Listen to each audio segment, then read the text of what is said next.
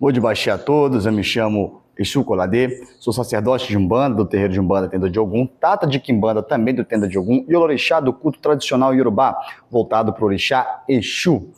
E hoje eu vim fazer um questionamento para vocês. Quais são as qualificações necessárias para ser um sacerdote?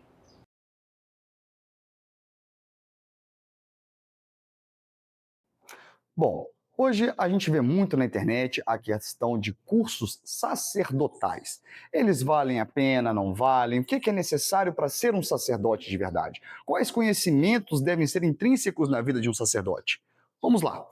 Primeiro, a gente deve compreender que cursos sacerdotais, sim, eles são válidos, tá? Eu não falo isso somente porque eu estou produzindo um, não. Eu falo isso porque existem muitos cursos que vão dar uma boa base. Existem pessoas que estão realmente dispostas a ajudar aqueles que estão começando. Mas ninguém acorda da noite pro dia para poder ser um sacerdote. Não é só depois que você faz santo, que você inicia numa quimbanda, na umbanda, no tradicional, no ifá, que você se torna sacerdote. Muito pelo contrário. Sacerdotes que existem hoje não são sacerdotes somente de hoje, são sacerdotes de outras vidas, são sacerdotes que estão aqui reaprendendo ou aprendendo um pouco mais, ou lembrando, né, tudo aquilo que já passaram em vidas passadas. Assim dá-se um sacerdote. Mas como que a pessoa descobre esse caminho? Bom, a gente deve acompanhar a trajetória da pessoa desde a infância. Todo sacerdote, desde a infância, ele tem características que são peculiares e ímpares, né? Características ímpares dele, tá bem? Seja nos interesses que ele tem, às vezes, por algum tipo de leitura, por algum tipo de comportamento, o que ele vai levando adiante, o que ele gosta de aprender, o que ele gosta de fazer.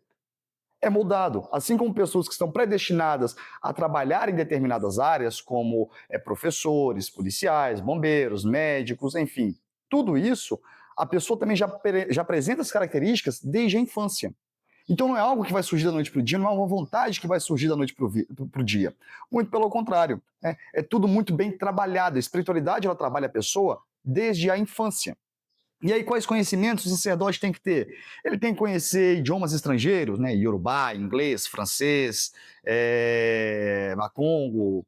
Não. A não ser que ele vá buscar a ancestralidade dele em outro local, seja necessário ele buscar em outro local. Por que eu cito os franceses, né? Porque, felizmente ou infelizmente, foram um dos povos que mais estudaram sobre as religiões de matriz africana, em especial a de Congo e Angola. Diversos livros e textos acadêmicos foram publicados em francês porque eles se dedicaram a estudar. Visto que as tradições afro-religiosas, elas são muito mais orais, muito mais verbais, né? Aquilo que é transmitido de geração para geração. Não à toa é chamado de tradicional. Pois bem, e quando o sacerdote ele não precisa buscar, né? Porque essa necessidade vai dar-se mediante a jogo, mediante aos caminhos que ele vai trilhando na vida, que vai fazer com que ele busque, às vezes, a ancestralidade dele em outro lugar, seja no orixá, seja no vodum, seja no inquice, né? Ou alguma outra que eu não conheça, mas fica à vontade para falar mais qual que eu deixei passar. Enfim, então, se ele não tem esse interesse, não tem o porquê dele entender de outros idiomas. Ele tem que saber sobre todos os tipos de magias existentes? Não. O sacerdote ele também é um ser humano. Então ele possui uma limitação cognitiva. É algo natural e é algo normal.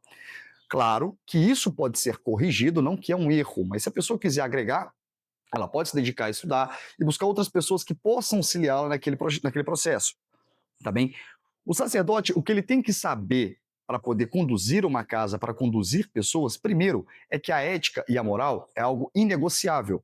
Então, é necessário, sim, que o sacerdote seja um bom exemplo social, seja um bom exemplo para a sua comunidade. Não é ser santo nem candidato a santo, mas agir conforme a espiritualidade manda. Por quê? Vivenciar a espiritualidade do catiço ao orixá é algo que exige um compromisso, é algo que exige entrega direta, né, e sem nenhuma chance de recuo, tá bem?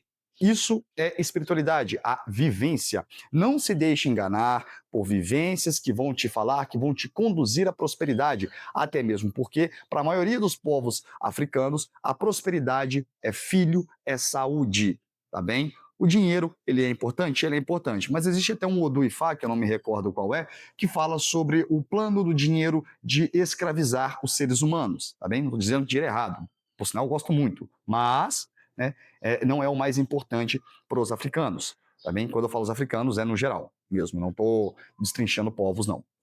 Enfim, então, sempre desconfiem desse tipo de vivência que vão te conduzir a isso. Tá bem? Por quê? A espiritualidade, as pessoas, quando querem te vender algo sobre espiritualidade, elas vão te prometer muito e vão te entregar nada. E quando você questionar, o erro é seu. E de fato o erro é seu. O erro é seu de não ter esperado o seu tempo para poder buscar. O erro é seu de ter levado muito ao pé da letra, ter se vislumbrado demais, né, com as falas bonitinhas de alguns sacerdotes. Então, acaba que o erro é seu mesmo por ingenuidade. Mas, enfim, vamos dar seguimento. Quando o sacerdote ele vivencia de fato e ele aprecia e ele tem amor por aquilo que ele faz, já é algo, né, que vai mostrar que ele tem realmente o caminho, ele está dentro da ética e da moral, não discutindo a espiritualidade. Mandou fazer, ele pega e faz. A outra coisa é a questão da humanidade. Vamos entender que o sacerdote, né, ele é feito de carne, osso e sangue. Ele sangra, ele tem dor, ele sente fome, ele tem contas a pagar. Então, peraí, ele é humano, não é um candidato a Deus ou porta-voz de Deus na Terra, né? Muito pelo contrário. Ele está aqui no processo evolutivo dele, como todos nós também estamos. Então, ele é igual a nós. Qual que é a diferença? A escuta ativa que ele tem da espiritualidade, as informações que a espiritualidade passa para ele, não como se ele fosse privilegiado, mas porque ele tem aquela missão de guiar as pessoas através daquele caminho. Então, o sacerdote, ele precisa ser humano. Por quê? Porque senão começa aquela síndrome de estrelismo, aquela síndrome de sou intocável, nenhuma macumba me pega, eu não tenho problemas, eu resolvo tudo no feitiço. E venhamos e convenhamos. Se feitiço resolvesse tudo, não tinha juiz de futebol vivo, tá bem? Então, a gente sabe que não dá para resolver tudo na magia. Mas como que se resolve tudo dentro da magia da espiritualidade? Aí é outra conversa. Nós resolvemos tudo dentro da magia da espiritualidade a partir do momento em que começamos a compreender de forma mais pura, né, qual a mensagem que ela traz para mim, qual caminho ela quer que eu trilhe. Independente das topadas, independente dos problemas que vão aparecer no caminho, a fé no orixá e na entidade deve permanecer inabalável. Tá bem? Sem questionar, se você está passando por aquilo, é porque você deveria passar. Não é um papo kardecista, mas o destino, ele existe. Ele pode ser mutável para quem vai atrás de mudar ele. Mas se eu começo a escutar e começo a seguir direitinho o que falam, dificilmente eu terei problemas que não sejam de ordem corriqueiras, os problemas do dia a dia. Mas, enfim, além de ter que ser humano, mas o que é necessário para ser um sacerdote? Compreender que dinheiro não é tudo na vida. Tá bem? Você pode cobrar 30 mil numa iniciação ou você pode cobrar o suficiente para poder pagar as despesas daquela iniciação e a sua mão de forma honesta. Ninguém enriquece tirando vantagem de outras pessoas. Nossa, mas meu trabalho é muito bom, eu sou o melhor que existe nisso. Sim, até aparecer outro melhor do que você. Então é muito bom a gente manter os dois pés no chão e lembrar que é necessário, acima de tudo, a humildade. Aquela pessoa que está te procurando hoje, né? Ela é você no passado. Você também precisou procurar alguém para poder sanar as suas deficiências, responder às suas dúvidas e ver qual é o melhor caminho. Não é porque a pessoa está num momento de fragilidade que ela deve ser extorquida até o último centavo. Isso quebra os 3 princípios que eu falei no começo: a ética, a moral e a questão de ser humano.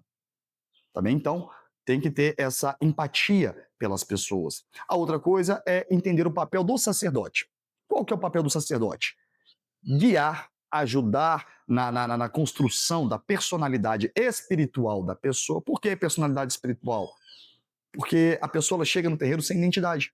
A partir do momento que ela vai conhecendo as entidades dela, os orixás dela, as ritualísticas que existem dentro daquele espaço, né, e o que aquilo significa, implica na vida dela diretamente, ela vai moldando o seu caráter espiritual, né, de acordo com as normas e as doutrinas que cada casa tem ou que a entidade prega para ela. Ponto.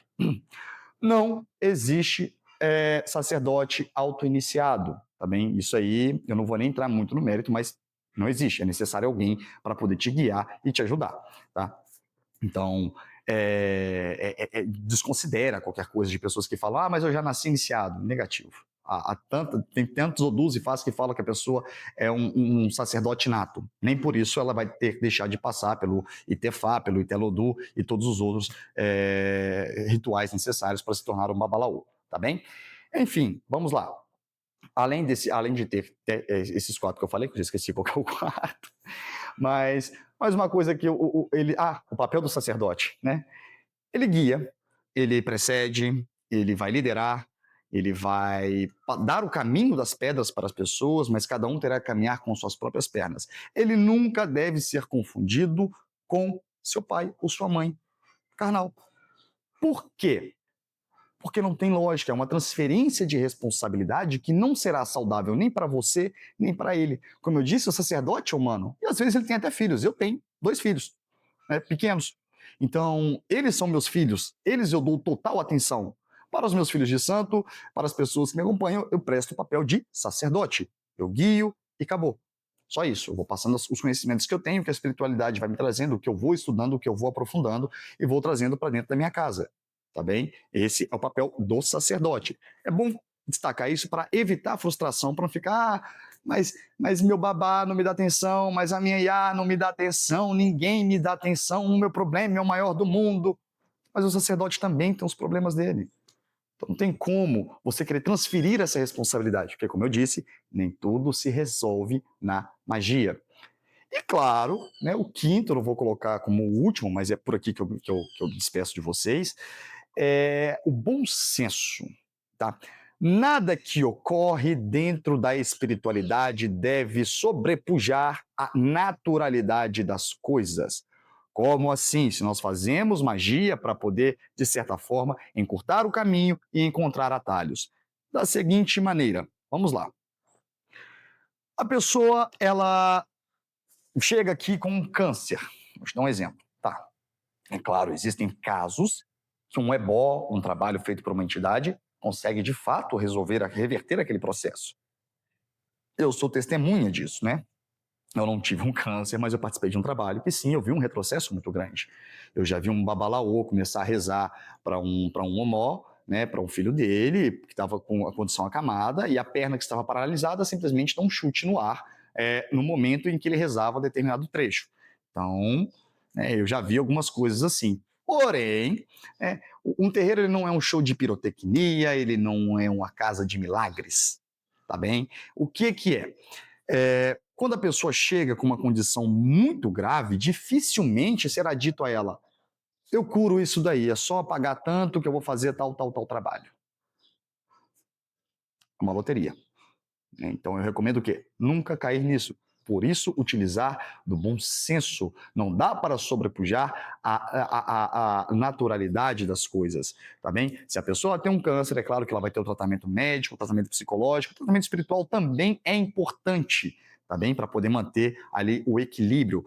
Porém, não quer dizer que isso seja alguma garantia de que vá funcionar. Se você chega para um mendigo na rua e fala: olha, vamos lá no terreiro que eu vou fazer um trabalho para você, você vai ficar milionário.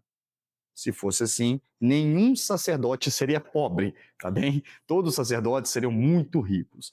E no mais, é isso. Espero que vocês gostem do conteúdo. Se vocês acham que isso serve para alguém, se você acha que deve compartilhar isso com alguém, peço para que se inscreva no canal e compartilhe o vídeo com seus amigos, com a sua família, com o seu terreiro, tá bem? Um forte abraço a todos. Modir Baxé, até a próxima.